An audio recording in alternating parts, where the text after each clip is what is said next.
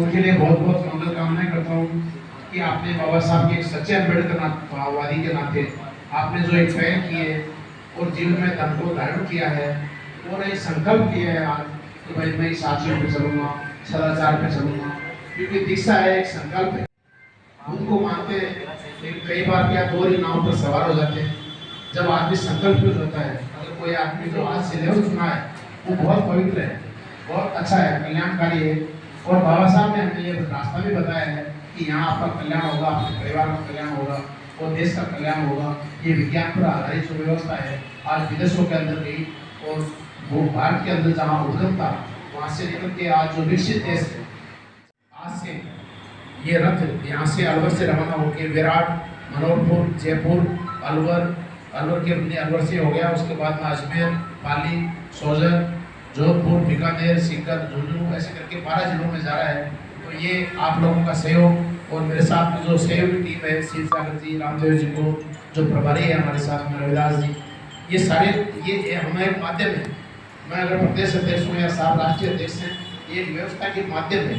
भिक्षु संघ का सानिध्य है, यही हमारे अग्रणी हमें तो एक जिम्मेदारी दी है कि आप ये जिम्मेदारी निभाएं। तो हम कोई व्यक्ति प्रमुख नहीं होता है, संघ प्रमुख होता है, हमारी व्यवस्था प्रमुख होती है। तथागत का जो धर्म है वो महत्वपूर्ण है।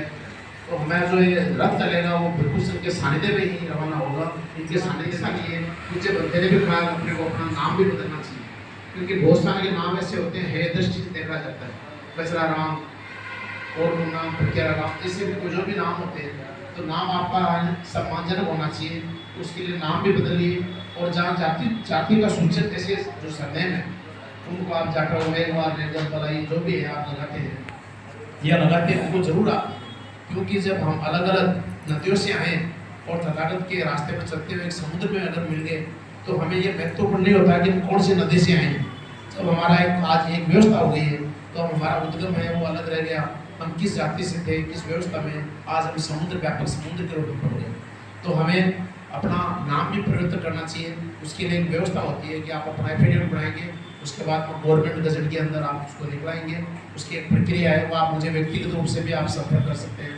जयपुर से नाम चेंज हो जाएगा, यहाँ से हो जाएगा गवर्नमेंट गजट के बाद जो गवर्नमेंट सर्विस में है उनको एक फॉर्म नंबर 8 करके वो देना पड़ता है। उसके हिसाब से अपने डिपार्टमेंट का एक आदेश है कि अगर आपके पूर्वज फोर फादर्स अगर शेड्यूल कास्ट के हैं तो आपको वही प्रिविलेज मिलेंगे जो पहले आपको मिलते रहे।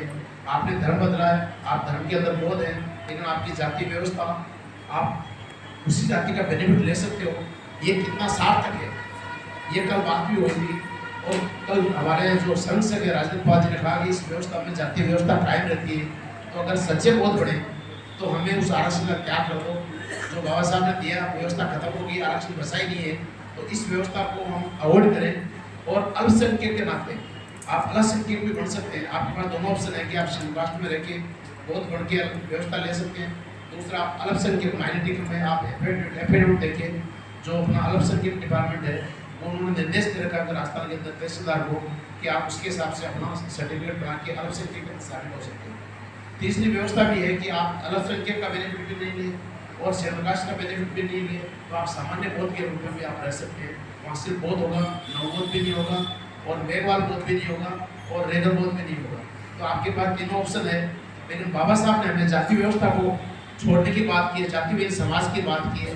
तो मेरा व्यक्तिगत भी एक आग्रह है कि हम जाति व्यवस्था को छोड़ते हुए, क्योंकि राजस्थान की व्यवस्था है कि अगर हम शेड्यूल कास्ट के रहते हुए बौद्ध बनते हैं तो आपको जाति प्रमाण पत्र के अंदर मेघवाल या चमार या चाटर लिखना है और धर्म के अंदर बौद्ध लिखना है। इसलिए आपको मतलब आपकी आइडेंटिफिकेशन अभी भी जाकर भी रहेगी। राजस्थान के अंदर